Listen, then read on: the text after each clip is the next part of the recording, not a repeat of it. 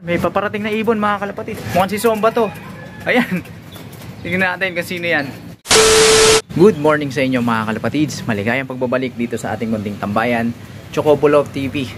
Tara sa video ito, i-recover natin itong ating ibon na si Jessie. Umuwi nga ito kahapon pagkatapos ng cut-off. Ang cut-off kahapon alas 12 ng tanghali. Umuwi siya mag-aalauna na mga kalapatids. Sayang hindi siya umabot pero okay lang yan. Ganun talaga ang buhay. Minsan talaga sumasablay. Sa araw na ito i-recover na lang natin siya mga kalapatids. Kitang-kita natin na nahirapan yung ating ibon sa pauwian. Nasa sulok lang siya kahapon.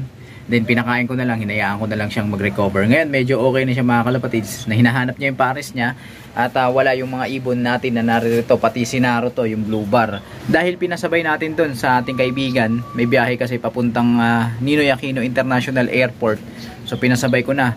20 kilometers air distance lang naman yun mga kalapatids. Pati yung isang pinaparisan nito na kapatid ni Angel, pinasabay na rin natin. So dalawang ibon yung pinasabay natin doon. Samantala yung pares ni Zomba, nilagay ko muna dito pansamantala kasi nga pinaparisan niya din yung ibon doon na si Jessie. Kagabi kinuha ko yung pares ni Jessie para maitos. And then ngayon pag akyat ko mga kalapatids, nakita ko nagkakamabutihan sila ni Jessie. Ewan ko ba, tagparis yung ating mga alaga ngayon. Kaya ayan, kinuha ko. Nilagay ko muna dito para maiwasan yung salasalabit na relasyon nila. Samantala dito mga kalapatids, ayan, tinambakan ko lang ng patuka. Bagamat pinipili nila, pero okay lang yan. Replenish lang tayo ng replenish. Dito naman sa side na to, ayan, mga grits yung nilagay ko. Grits and minerals. So, okay na yan. Safe yung ating mga alaga pagdating sa patuka. Samantala ito, ayan, may waterer na rin sila mga kalapatids. Hindi na tayo mangangamba kung may tubig pa ba yung ating mga alaga kahit wala tayo dito sa loob dahil nga madalas pumapasok tayo sa trabaho, umaalis tayo. Sa setup na yan, nandyan na yung lahat ng pangangailangan ng ating mga alaga, so kampante na tayo. Samantala dahil Lunes mga kalapatids, tuloy-tuloy pa rin yung ating ginagawang paglilinis o pagki-cleansing, flashing sa ating mga ibon. Lalo na itong ibon na si Angel na umuwi kahapon. At napansin ko yung sticker niya, wala namang putik-putik. So ibig sabihin hindi naman siya nagdapo sa palayan, hindi naman siya nag-iinom doon kasi malinis yung kanyang paa. Ang pinagtataka ko lang mga kalapatids, bakit siya nahirapan? Maganda naman yung panahon kahapon. Wala namang ulan. Ewan ko doon sa mga pinagdaanan niya kung umulan doon. Pero mukhang hindi naman dahil hindi naman siya basang umuwi mga kalapatids. At yun, dumumi siya mga kalapatids. Pasintabi sa mga kumakain dyan. Ayan, okay na yung dumi niya, buo na. Pero tuloy-tuloy pa rin natin i-recover yung ating alaga. Hindi ko talaga lubos maisip na bakit nahirapan yung ating mga ibon sa pauwian kahapon.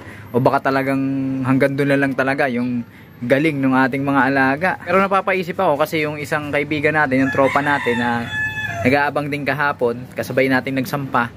Mabibilis mga ibon nun pinampupuling niya Pero ayun, naka-cut off din yung isa, tapos yung isa 700, pumasok lang. At ang banggit pa niya sa akin, halos 60% lang daw yung mga nakapag-clock kahapon. Siguro dahil sa headwind nga, pasalubong yung ating mga alagang ibon. Kasi yung mga dumadaan dito kahapon, slow motion yung kanilang lipad. Talagang nahihirapan siguro. At siguro, kinapos yung lakas ng ating mga alaga. Kasi nga, di ba, hindi natin sila pinabaunan ng mga nakaraan. Pagka sumago pa sila sa sobrang titinding headwind, talagang mauubos ang lakas nila at talagang kakapusin sila kapag wala silang extra energy na nakatabi sa kanilang katawan. At yun yung ating malamang na pagkakamali. So yun ang ating susolusyonan. Hindi na tayo magpapakampante. I-consider ko na yung anumang pwedeng maging sitwasyon na pagdaanan ng ating mga alaga. Kasi tiwalang-tiwala ako dahil ang ganda ng panahon nun mga kalapatids. Hindi ko akalain na magkakaroon ng malakas na headwind. Ganun pa man, hindi tayo nagdadahilan, kasama yan sa liparan. At kumbaga lesson learned na lang mga kalapatids na kanubi. Si Zomba hanggang ngayon wala pa. Nako, nasa na napadpad yun. Sumalangit nawa. Sana makabalik pa rin yung ating ibon bago ang loading day. Para nang sa ganun may pagkakataon pa tayo na i-recover yung ating ibon. Gagaling nila sa training pero pagdating sa derby, nako, kabado yata itong mga to. At habang hinihintay natin yung dalawang ibon natin makauwi, pakainin na natin itong dalawang ibon na naririto para wala na tayong problema mamaya dahil mamaya baka maaga tayong umalis, pumasok sa trabaho. Itong pagpapatukan natin mga kalapatids, parte pa rin ang ating ginagawang recovery dito sa ating ibon para ma-repair niya yung mga muscles na na-damage, yung mga tissues na na-damage sa kanyang katawan. sa ginawa niyang liparan kahapon na halos 6 na oras. Away kayo, dalawa na nga lang kayo dyan, mag-aaway pa kayo. Nag-aagawan sila dun sa protein na patuka mga kalapatids sa mga piece. Ayan, uy, tama na. Hayaan natin sila dyan kumain, patapusin natin sila. Alright? Ayan, may paparating na ibon mga kalapatids. Mukhang ibon na natin to. Gustong lumanding. Ayan, sino kaya to? Ayan o. Ayan, ayan. Mukhang si Zomba na to mga kalapatids. Mukhang si Zomba to. Ayan. Tingnan natin kung sino yan. Papasukin natin. Anong oras na? Time check. Oh, 7:52.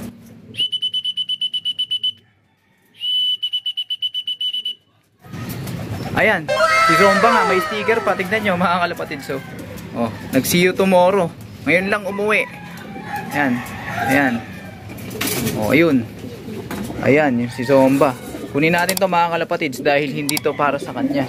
Iba yung ipapakain natin to, dito sa ating ibon na si Zomba mga kalapatids. So, kukunin ko muna to. Tatanggalin ko muna yung sticker mga kalapatids. Yan, tinanggal ko lang yung sticker mga kalapatids. At ito, sinubuan ko na rin ng bawang. So, pakakainin na natin to, yung ating ibon na si Zomba. Ito yung ibibigay natin sa kanya. Ayan mga kalapatids, dyan si Zomba. Loaded mix yung ating ibinigay sa kanya para makabawi. Dahil ang pet-pet niya mga kalapatids, samantala, eto, dito natin to ilagay yung dalawa. Para matapos nila yung udlot nilang patuka. Kasi nga, dumating ito bigla, itong ating ibon na si Zomba. Ngayon mga kalapatids, yung dalawang ibon na lang ang kulang natin. Yung pinahagis natin doon sa may Pasay. Tingnan natin kung makakauwi yung ating mga alaga. Lalo na si Naruto mga kalapatids, napakataba nun. Malamang hindi siya makasabay doon sa kapatid ni Angel dahil nga napakataba at napakabigat niya. Medyo umaambon-ambon mga kalapatids, katatapos lang ng malakas na ulan, pero mukhang uulan pa rin mamaya dahil nga may bagyo. So magandang challenge yan sa ating dalawang ibon na lilipad pa uwi dito sa ating kulungan. Alright mga kalapatids, yan muna ang update dito sa ating munting tambayan. Patuloy ko kayong i-update tungkol sa ating pag-recover dito sa ating dalawang ibon. At abangan ninyo yung mga magiging resulta pa ng kanilang liparan sa mga susunod. At sana makapag-bounce back tayo para makabawi tayo sa mga susunod na liparan. Kaya tutok lang kayo mga kalapatids, walang bibitaw. Pasensya na kayo, hindi naging maganda yung ating pauwian. At ganun talaga, kasama talaga yan sa ating pag-aalaga. Minsan, inaalat. Sa mga hindi pa nakapag-subscribe dyan, mag-subscribe na kayo. Hit mo na ang notification bell para nang sa ganun updated kayo sa ginagawa nating kwentuhan dito lang sa ating munting tambayan. Mag-like, comment, share kung nagustuhan mo ang video at pakipollow ang ating Facebook page para sa tuloy-tuloy na kwentuhan, mapupulutan ng mga kaalaman. Hanggang sa muli mga kalapatids. Paalam. Take ka na boy.